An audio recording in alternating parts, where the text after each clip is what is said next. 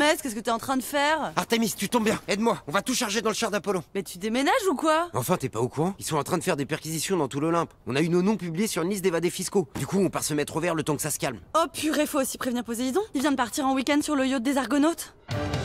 C'est un scandale d'une ampleur inédite qui secoue toute la mythologie gréco-latine. La fuite de documents financiers par l'intermédiaire de l'oracle de Delphes révèle que les dieux et les déesses grecques se sont livrés depuis des années à une fraude sans précédent. Plus de 9000 documents ont été rendus publics par la Pythie, une liste de 400 noms parmi lesquels on trouve des divinités de premier plan. Nous avons joint Cassandre, la célèbre lanceuse d'alerte aujourd'hui réfugiée au consulat de Troyes à Mycène, qui se bat au sein de son association pour dévoiler toute la vérité sur la mythologie. Oui, et bien ce que révèle ce nouveau Pythilix, c'est tout simplement que les dieux se livrent à une évasion fiscale à grande échelle. On parle de montants dépassant les 1000 milliards d'oboles uniquement pour l'Attique et le Péloponnèse. C'est dingue. En fait, toutes les offrandes qu'on fait dans les temples partent directement dans les îles Caïmans, quoi. Par l'intermédiaire de panthéons de complaisance, les dieux se domicilient dans des olympes fiscaux qui leur permettent d'échapper aux contributions sociales gréco-latines. La mythologie luxembourgeoise, par exemple, ou la mythologie de Trinidad et Tobago abrite aujourd'hui les avoirs d'énormément de divinités. Alors nous avons épluché cette fameuse liste et on peut y lire les noms de Crésus, du roi Midas, mais aussi celui de Zeus ou d'Apollon, tous censés appartenir à notre mythologie.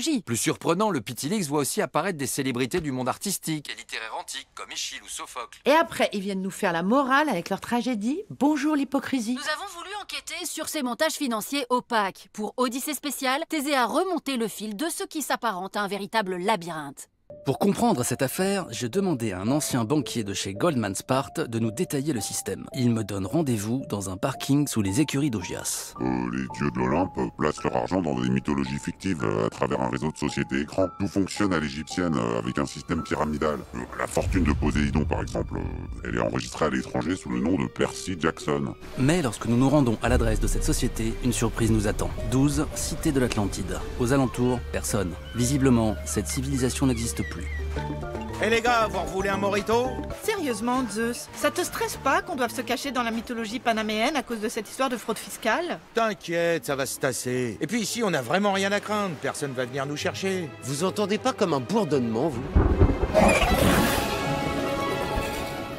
Nouveau rebondissement dans l'affaire du Pythilix. Un grand coup de filet a eu lieu ce matin dans le milieu des dieux de l'Olympe. Dépêchés par le parquet financier, les Érini, ces divinités persécutrices chargées de châtier les coupables, ont appréhendé un groupe d'immortels soupçonnés d'avoir détourné plusieurs millions d'oboles. Celles que l'on surnomme aussi les Furies ont déclaré à la presse vouloir mettre fin à l'impunité dans la mythologie gréco-latine. Bah, Ulysse, où tu vas? Je vais juste corriger en ligne un ou deux trucs sur ma déclaration d'impôt.